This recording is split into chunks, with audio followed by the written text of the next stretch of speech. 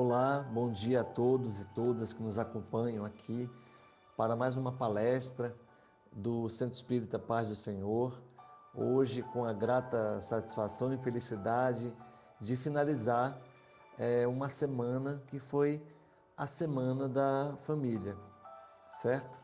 Então, estamos aqui hoje, com muita tranquilidade, muita paz no coração, pedindo a todos que estejam conosco para acompanhar essa Semana da Família da Sexta URI, que teve várias palestras durante a semana. Depois a gente vai disponibilizar essas palestras aí para todo mundo assistir online, certo?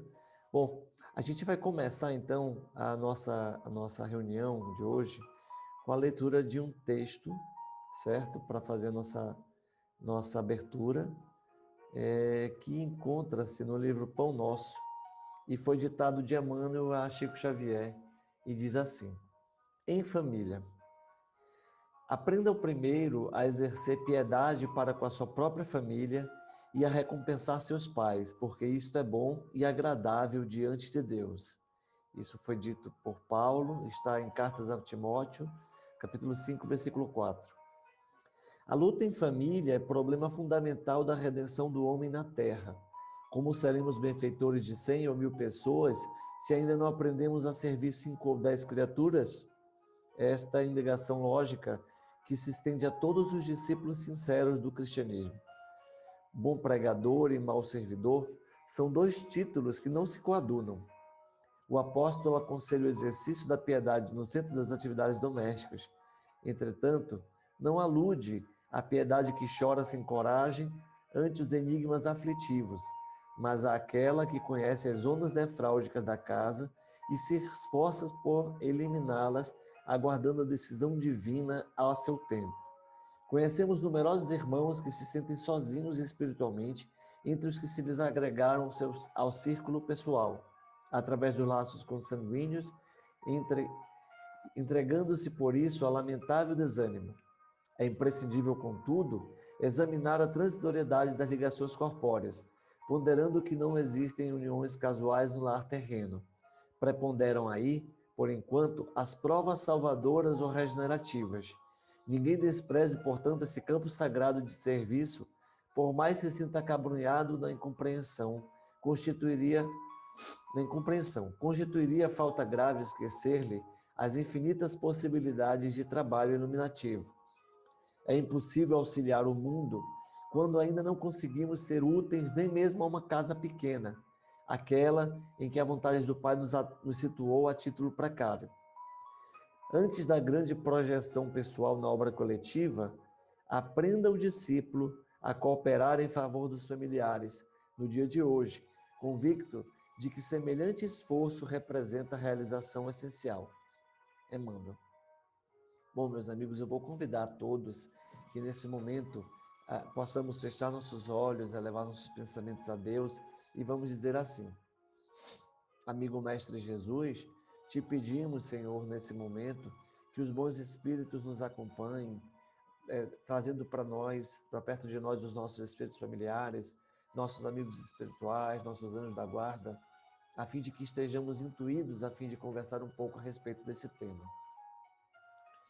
Senhor, envolve-nos e ilumina-nos para que tenhamos a certeza absoluta da Tua companhia dia após dia na nossa caminhada. Obrigado por tudo, que assim seja. Então, meus amigos, nós vamos conversar hoje a respeito de um tema que é fora da educação, não há a redenção humana, tá? Esse tema, ele é do livro Educação com Jesus, A Conquista do Reino de Deus, onde tem autores diversos, e é da editora Fergus, certo? Então a gente vai começar aqui lendo, e lembrando que é um texto de nossa querida amada Sandra Borba Pereira, quem somos muito felizes de poder compartilhar e aprender muito dos seus ensinamentos. Nós estamos aqui nesse momento para a gente conversar um pouco a respeito desse tema e tentar entender o que a Sandra traz e também trazer um pouco o que a doutrina espírita traz a respeito de educação, certo? Porque quando ele fala a respeito do tema, fora da educação não há redenção humana, é preciso que a gente lembre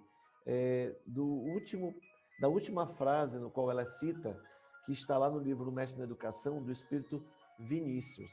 Aí ela fala assim, ó, fora da educação, dessa educação que se transmuda em cada indivíduo, em autoeducação, não há redenção possível.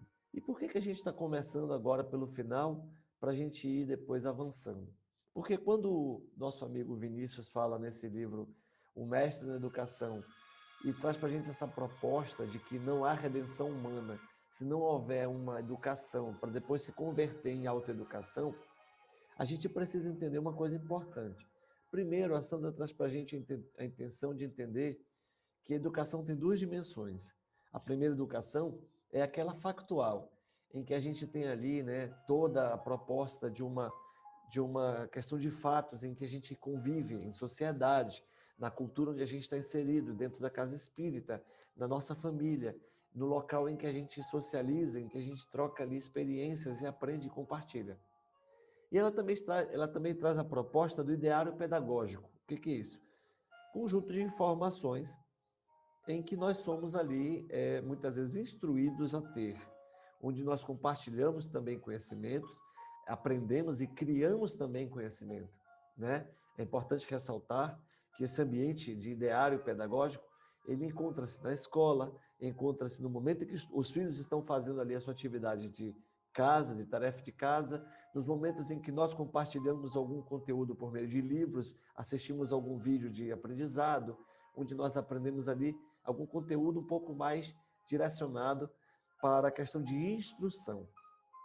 Interessante dizer isso, porque ela traz para a gente uma proposta de que a gente perceba a respeito da educação dentro da família.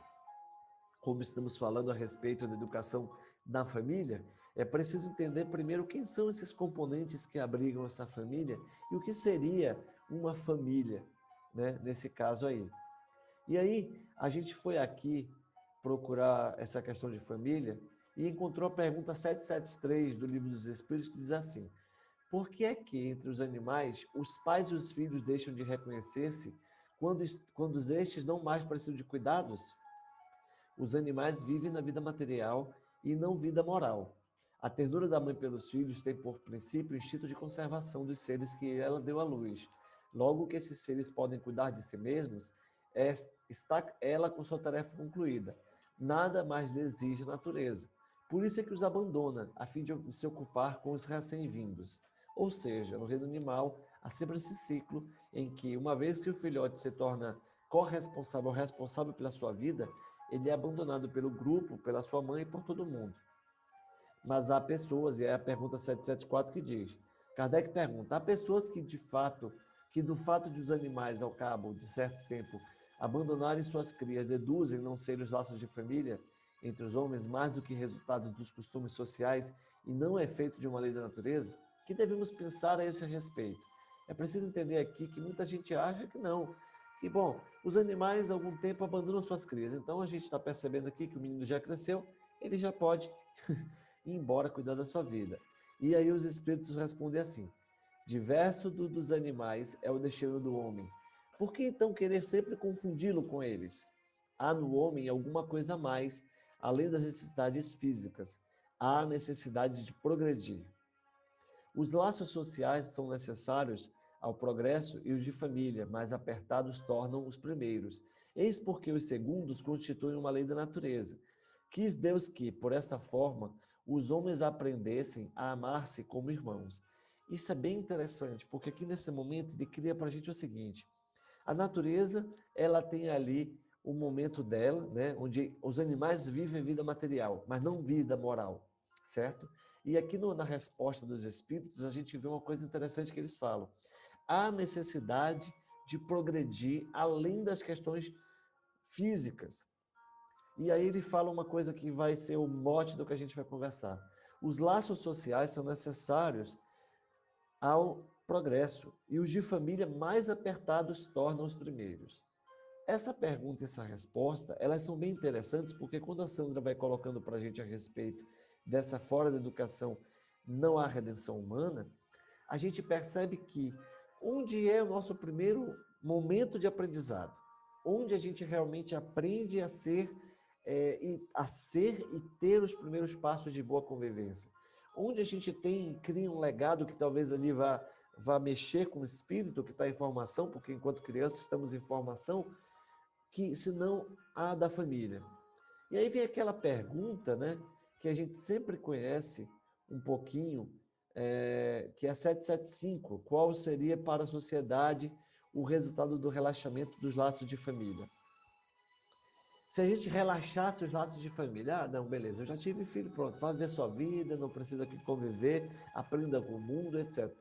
Aí ela fala uma palavra que é recrudescência do egoísmo, ou seja, a volta ao egoísmo.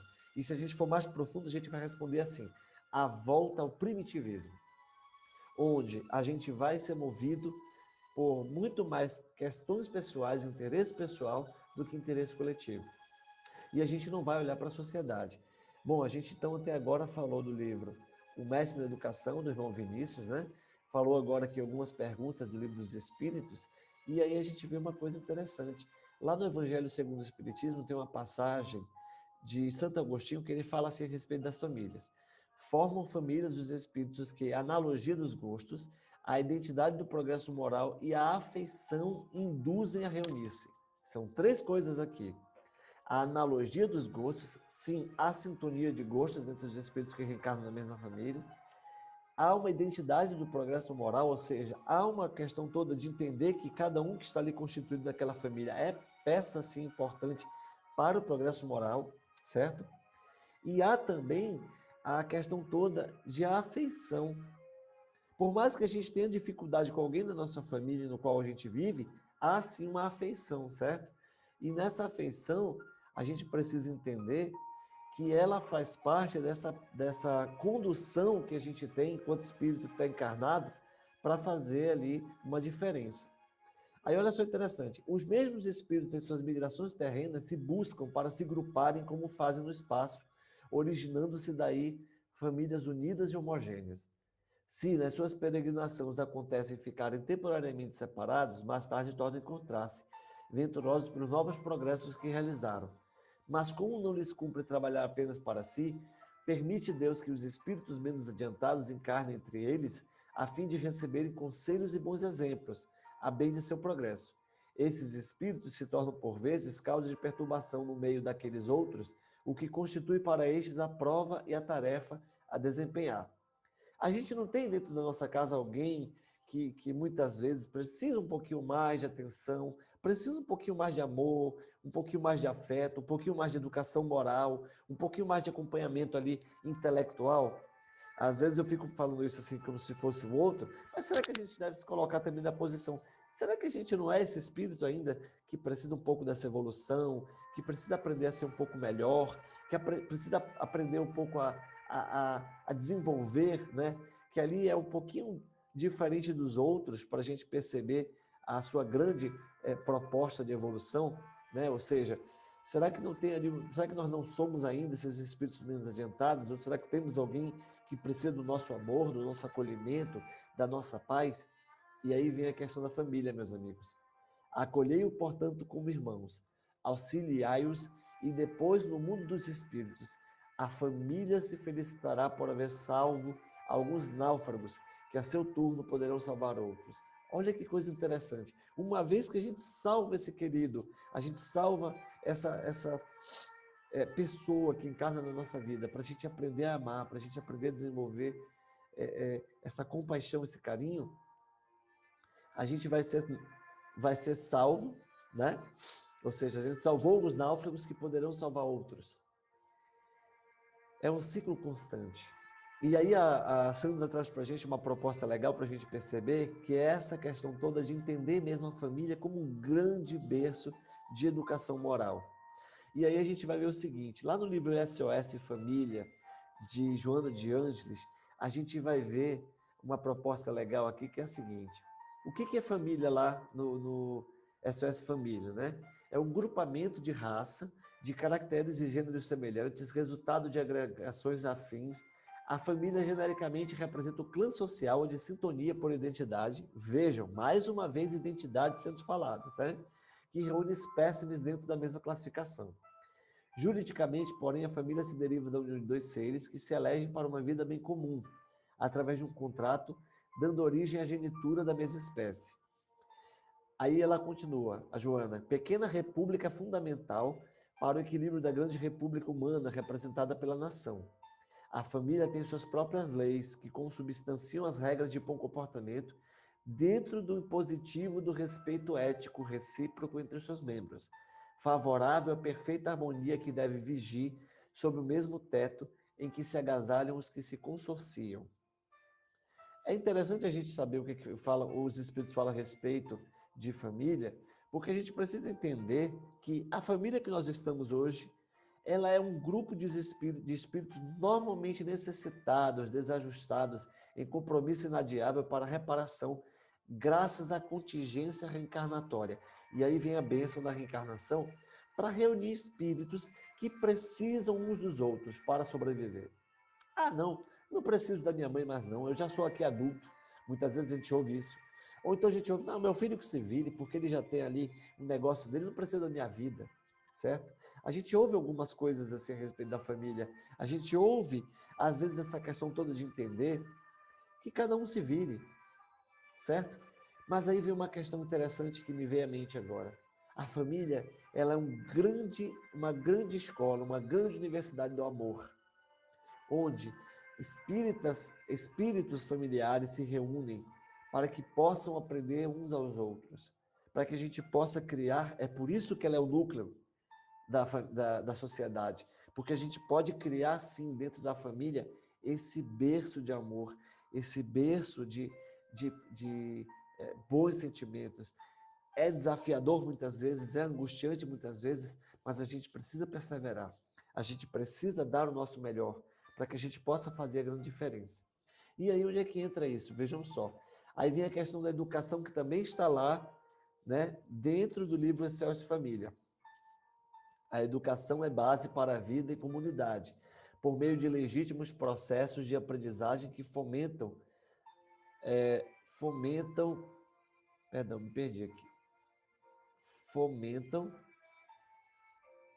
as motivações de crescimento e evolução do indivíduo, não apenas um preparo para a vida mediante a transferência de conhecimentos pelos métodos da aprendizagem. Antes, é um processo de desenvolvimento de experiências no qual o educador educando desdobra as aptidões inatas, aprimorando-as com recursos para a utilização consciente nas múltiplas oportunidades da existência. Vem uma coisa interessante para a gente perceber, que é a seguinte: à medida que existe um educador educando, existe educação. À medida que o pai e a mãe se tornam educadores dentro de casa, ali também há educação. A partir do momento em que eu aprendo com meu irmão mais velho cuidando de mim, ou eu me torno educador da minha família, porque eu posso ser mais novo, mas eu posso ser educador da minha família também. Ali há a educação, certo? Aí vem uma coisa interessante para a gente perceber, que é a seguinte: instrução é setor de educação na qual os valores do intelecto encontram é necessário cultivo, é necessário instrução, é necessário desenvolver o intelecto, é necessário cultivar o aperfeiçoamento intelectual, o aperfeiçoamento no sentido de progresso mesmo intelectual. E a gente vê uma coisa interessante: a educação, porém, abrange área muito grande na quase totalidade da vida. No período de formação do homem é pedra fundamental, por isso que ao Instituto da Família compete a indeclinável tarefa, porquanto peça educação e não pela educação e não pela instrução apenas se dará a transformação do indivíduo e consequentemente da humanidade. A gente tem isso no senso comum. No senso comum a gente sabe que a família é responsável também por uma educação moral, uma coisa que ela tem que fazer o seu trabalho, mas muitas vezes a gente vai e terceiriza isso para a família, para a escola, a gente terceiriza isso para a casa espírita, a gente terceiriza isso para o mundo lá fora. Esquece da responsabilidade enquanto família, de ser uma indeclinável tarefa para se fazer dentro da nossa casa. E aí olha só que coisa interessante. No lar assentam os alicerces legítimos da educação, que se transladam para a escola, que tem a finalidade de continuar aquele mistério, de par com a contribuição intelectual às experiências sociais. O lar constrói o homem, a escola forma o cidadão. Gente, essa frase ela é muito importante. O lar constrói o homem e a escola forma o cidadão. A gente precisa ter ter isso em mente, porque, de alguma forma, a gente precisa colocar no nosso coração essa proposta de fazer a grande diferença, de fazer, é, vamos dizer assim, essa grande contraproposta do que o mundo lá fora está dizendo. A própria Sandra, ela coloca no livro aqui várias questões a respeito dessa violência, né?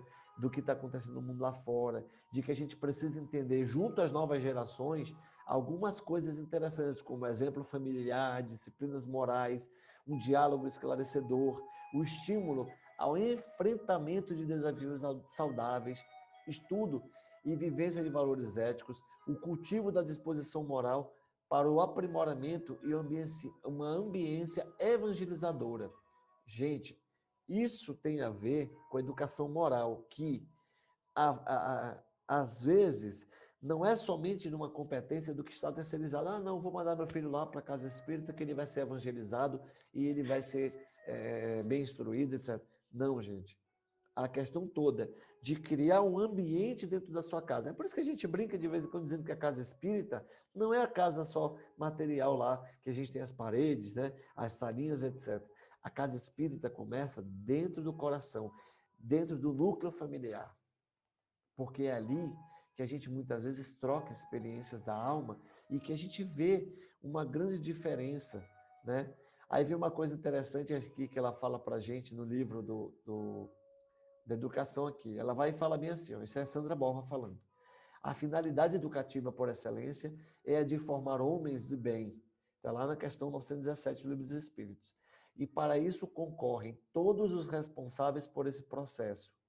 Todos. Pais, adultos que respondem pela educação de crianças e jovens, mestres e a sociedade por meio de suas inúmeras instituições. Gente, vamos fazer aqui uma grande visualização em que todas essas partes estão colaborando para o quê? Para a educação moral desse ser humano, para a formação desse homem de bem. Não são somente ali, a gente não pode terceirizar, como disse mais uma vez, né? Não são só os pais, olha só, são os pais, adultos que respondem pela educação de crianças e jovens. Aqui, ela não fala só dos professores, ela fala também daqueles que convivem com as crianças na sociedade. Mestres e a sociedade por meio de inúmeras instituições. À medida que eu tenho uma boa educação quando eu vou na farmácia e alguém me responde bem na farmácia, à medida que eu estou no trânsito e eu sou um bom motorista, à medida que eu vou trabalhando isso, é que a gente vê a diferença. Aí olha só que interessante, ela continua aqui, ó.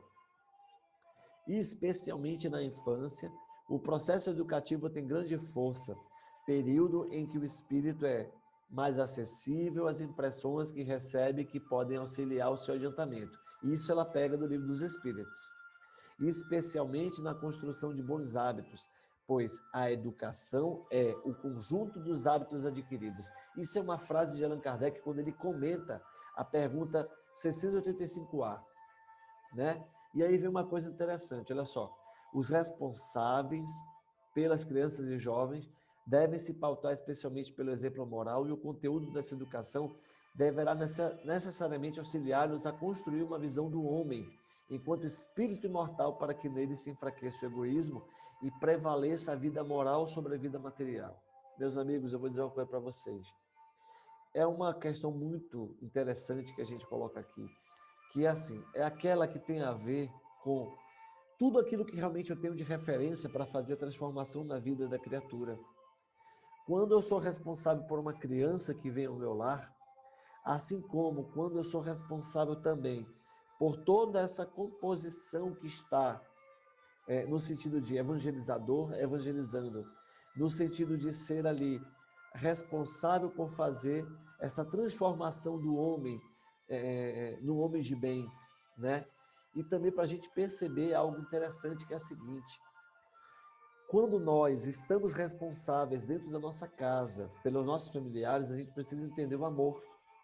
O amor é o grande conteúdo moral deixado por Jesus em nossas vidas. O amor é, sim, responsável por fazer com que a gente consiga caminhar adiante. É responsável por fazer com que a gente vá além do que a gente merece. É necessário que a gente vá fazer com que as coisas aconteçam. E aí vem algo interessante, que quando eu amo, quando eu trabalho o exercício do amor, eu compreendo. Veja o exemplo da sua mãe. Veja o exemplo do seu pai, muitas vezes. Ah, mas eu não tive esses exemplos em casa. Mas veja alguém que amou você verdadeiramente. E veja você no amor em ação. Veja você em caridade como você é. Veja quando você acolhe aquele que precisa. Por isso que fora da educação não há redenção humana. Porque quando transforma-se essa educação, que é algo no sentido de educador educando, no sentido de família, para uma autoeducação, ou seja, para você ajudar aquele que está em processo de educação a se autoeducar, aí é que vem a questão de fazer diferente, que é de se permitir fazer diferente. É quando a gente se coloca numa grande... isso é uma coisa muito conjugada, tá? Os espíritos trabalhando, a gente aprendendo, principalmente nessa época em que a gente está vivendo, onde nós fomos, de alguma forma, trazidos mais para dentro do lar, onde convivemos uns com os outros, onde aprendemos muitas vezes, a gente ouviu pela primeira vez os outros como eles são de verdade. Porque é fácil. Eu vou conviver em sociedade, eu boto ali uma performance social e eu convivo facilmente. Mas em casa, as pessoas te conhecem. Eu lembro de uma passagem do livro do Evangelho segundo o Espiritismo, quando fala-se assim: então me conte a história daquele homem que quando está lá, que fala a sociedade, conversa com todo mundo, é um exemplo para todos. Mas quando entra dentro do seu lar, é surpreendido por aqueles que batem a porta e o vê gritando grosseiramente com aqueles da sua família. De que adianta esconder aquilo que a gente precisa aprender para se transformar?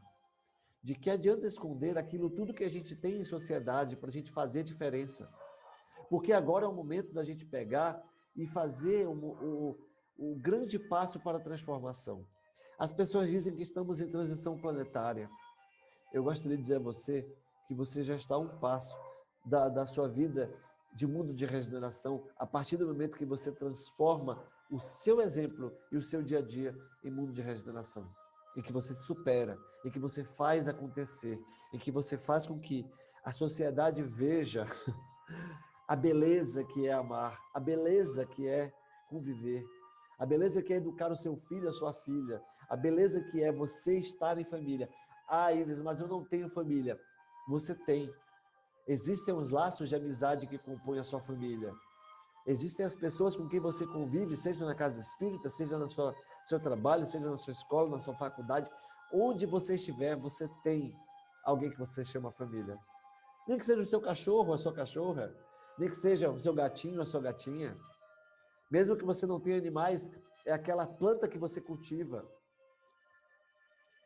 São aqueles seres que estão ali convivendo e crescendo com o seu amor. Então, ame.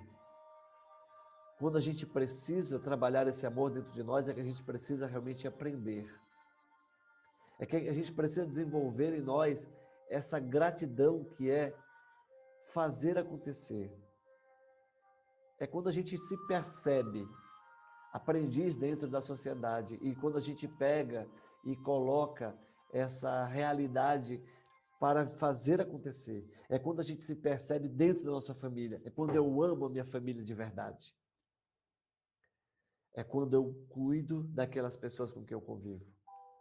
É claro, não tem todos os dias, não são todos os dias que são de afeto, de amor, de carinho, não existe isso. Existem dias desafiadores. Existem dias difíceis em que nós não conseguimos enxergar aquela pessoa que está ao nosso lado, como ela é. E uma vez que nós estamos ali em contato com alguém da nossa família, a gente coloca tudo para fora. O outro nem está preparado para receber, mas a gente coloca tudo para fora e desconta nele. A raiva, a frustração, a tristeza. É por isso que é interessante cultivar o diálogo em família para que a gente possa realmente se colocar de acordo com o que a sociedade ela nos oferece. É preciso que a gente aprenda a amar e fazer diferente naquela sociedade, naquela vida familiar em que a gente está.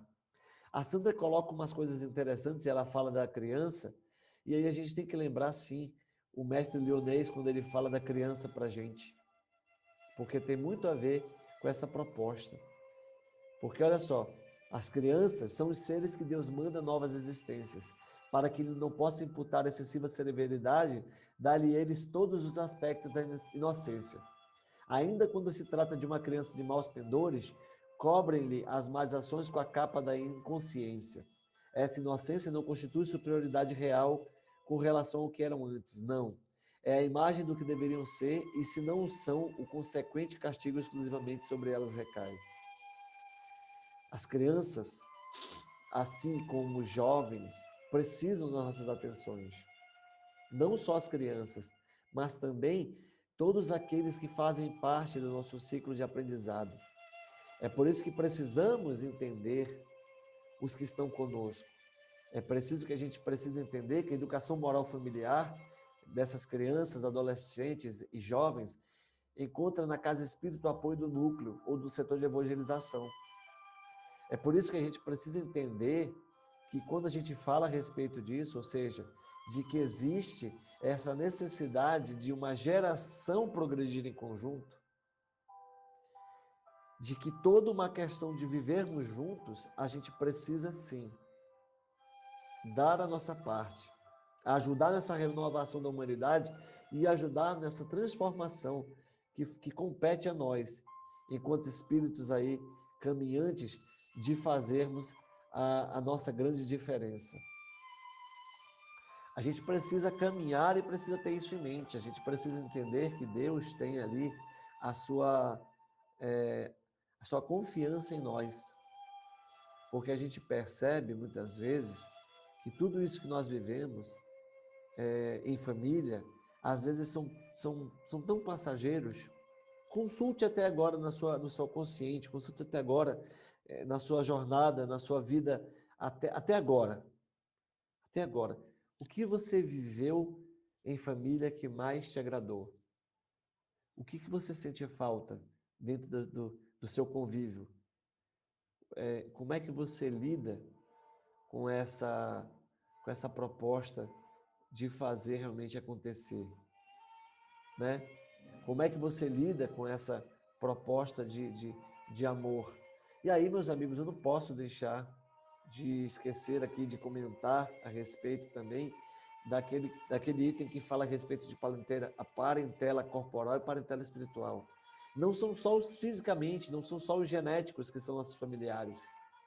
Há muitas pessoas lá fora que precisam do nosso amor. A nossa família estende-se também a eles. É necessário que a gente entenda que a família que convive conosco, ou seja, as pessoas que estão conosco, elas são sim parte essencial do nosso aprendizado, mas as pessoas que estão aí fora precisam do nosso amor, precisam do nosso carinho, precisam da nossa atenção. Quando a gente chegar no nível de entender que a humanidade real, a humanidade que está conosco, todos aqueles que convivem conosco em sociedade, eles fazem parte de um grande ciclo de amor e de que todos nós somos filhos de Deus. Quando entendemos que o outro que está conosco, ele precisa desse afeto, ele precisa desse carinho, ele precisa desse cuidado. Quando a gente coloca isso na cabeça, fica mais fácil aprender a amar. É por isso que quando a gente fala a respeito de amor, a gente pega e entra numa questão muito profunda, que é exemplo. Porque se eu amo, e se a sociedade que está aí ama, nós teremos um mundo muito diferente. Nós teríamos muita responsabilidade diante de fazer a grande diferença. Quando o nosso querido Vinícius fala a respeito de redenção, eu achei fantástico quando ele falou a respeito disso, porque aí vem aquela coisa toda, né?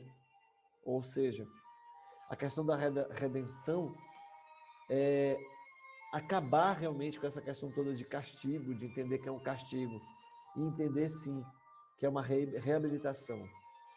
Ou seja, a gente precisa entender que fazer a nossa parte é ter passo de redenção na nossa vida.